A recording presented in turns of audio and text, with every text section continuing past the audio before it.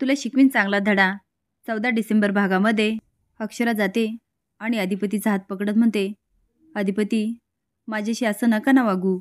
तो हात झटकत म्हणतो, तुम्ही पण नका वागू. अक्षर म्हणते, काय वागले मी? जे काय केलं ते भुवनेश्वरी मॅडमने. अधिपती तुम्हाला अजूनही कळत नाहीये, माझं ऐका. अधिपती म्हणतो, बास करा मास्तरीबाई, बास करा. तुम्हाला जर आमच्या आईसाहेबांचा एवढा प्रॉब्लेम असेल, तुम्ही त्यांच्यासोबत ह्या छताखाली राहू शकत नसाल, तर तुम्हाला वाटेल ते करा. अक्षरा म्हणते, वाटेल ते करा म्हणजे? तर एवढं न कळण्यात क्या येड्या नाहीत तुम्ही? तुमचं त्यांच्याशी पटत नसेल, तुम्हाला त्या नको असतील, तर तुम्हाला तुमचा मार्ग मोकळा आहे. अक्षर म्हणते, मार्ग मोकळा आहे म्हणजे ही काय भाषा आहे? मी काय रस्त्यावर पडले का? मार्ग मोकळा आहे म्हणजे तुम्ही हे जे काय माझ्याशी बोलता ना, ते त्या बाईसाठी. आता अधिपती मोठ्याने ओरडतो, त्या बाई नाही, आमच्या आईसाहेब आहे आणि आमच्या आईसाहेबांसाठी मी वाटेल ते करू शकतो. ह्या घरातून त्यांना बाहेर काढायचे प्रयत्न मी लहान असताना पण झाले आणि मी तेव्हा पण ते हाणून पाडले होते. आणि आत्ता पण ज्या कुणाला आईसाहेबांचा प्रॉब्लेम असेल त्याने हे घर सोडून निघून जावं, जिकडं जायचं तिकडं. आमच्या आईसाहेब हे घर सोडून कुठं बी जाणार नाही. चौरस भुवनेश्वरीला म्हणतो, आज जे काही वागली त्याची जरा पण लाज शरम काहीच नाही आहे ना? ही सगळी पापं कुठं फेडणार आहेस? भुवनेश्वरी म्हणते, पापं कुठं फेडणार ते बघू आम्ही आमचं. आणि पापांचा हिशोब केला तर तुमचा घडा जास्त भरल. चौरस म्हणतो, जा ना जा, इथं का आलीस तू? ती म्हणते, नाही हो नाही, आम्ही नाही जाऊ शकत. चौरस म्हणतो, आम्हाला सगळ्यांना घालवशील आणि एकटी घरात नाचशील. ते असून म्हणते, अहो आम्ही नाचत नाही, आम्ही नाचवतो आणि आम्ही सगळ्यांना कशाला घालू हो? आमचं काय सगळ्यांशी वाकडं आहे का? चौरस म्हणतो, हां, फक्त अक्षराला ह्या घरातून घालवायचे ना तुला, म्हणून तुझ्या ह्या सगळ्या खेळ्या होत्या. भुवनेश्वरी म्हणते, खेळ्या तर त्यांनी केल्या हो, पण त्या कच्च्या खिलाडी होत्या. त्यांना वाटलं त्या शिकलेल्या आहे, त्यांना लई डोकं आहे, म्हणून त्यांनी पुरावे गोळा केले. पण झालं काय शेवटी? अधिपतीने कुणावर विश्वास ठेवला? आमच्यावरच ना. आणि त्यांना आमच्याशिवाय दुसरं काय बी महत्त्वाचं नाही, यावं त्यांना कळलंच असेल. चौरस म्हणतो, तुला वाटलं असेल ना तू जिंकली आणि त्यांचं प्रेम हारलं, पण नाही भुवनेश्वरी, मी जिवंत आहे अजून. आणि जोपर्यंत मी जिवंत आहे तोपर्यंत मी त्यांना हरू देणार नाही. आणि शेवटी प्रेमाचाच विजय होतो, हे लक्षात ठेव. भुवनेश्वरी म्हणते, प्रेमाचा विजय होतो? प्रेमाबद्दल तुम्हाला लई ठाव आहे हो. त्यांचं प्रेम ते प्रेम आणि आमचं प्रेम केरसुनी. तर अगं तुझं प्रेम नाहीच आहे, तुझं प्रेम फक्त सूड आहे सूड. भुवनेश्वरी, माझा तुला तळतळाट लागल, माझा तुला शाप लागेल, तू आयुष्यभर एकटी राहशील एकटी. भुवनेश्वरी म्हणते, ठीक आहे ठीक आहे, ते तर ते, पण एक लक्षात ठेवा, तुमची बायको म्हणून नाही, अधिपतींची आई म्हणून मरू आम्ही. ती निघून जाते. इकडे अक्षर म्हणते, अधिपती तुम्हाला कसं कळत नाही? अहो जोपर्यंत ह्या घरामध्ये भुवनेश्वरी मॅडम आहे तोपर्यंत ह्या घरामधील कुणीच सेफ नाही आहे. तो ताईसाहेबांनी काहीच नाही केलं, जे काही केलं ना ते बजाने केलं. आता दोघांमध्ये खूप वादावादी होते, पण अक्षरा शांतपणे म्हणते, अधिपती हे घर आपलं आहे, तुमचं माझं बाबांचं घर आहे, हवं तर आपण त्यांची सोय दुसरीकडे करू.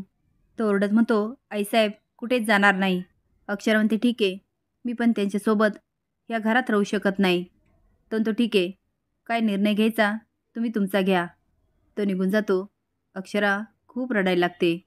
भुवनेश्वरी अंधारात बसलेली असते. आजी येतील म्हणते, बाळा तू अंधारात का बसली?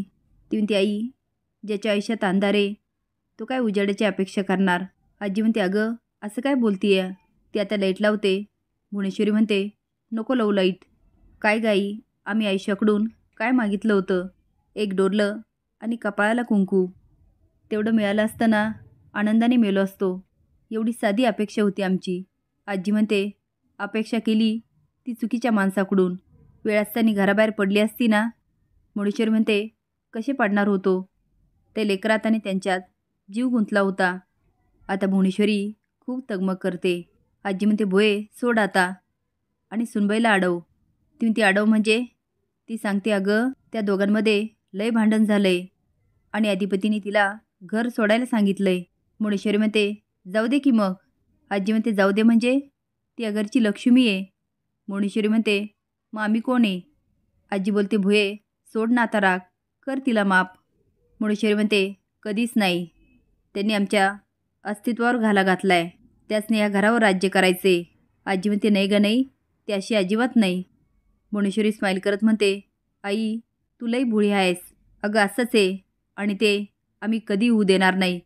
जाऊ दे त्यांना, आता आम्ही त्यांना सरळ करणार. अक्षरा दिवेसमोर येते आणि म्हणते, भांडण नको होतं आम्हाला, पण अधिपतींना माझी किंमतच नाही आहे. मला दाराकडचा रस्ता दाखवला.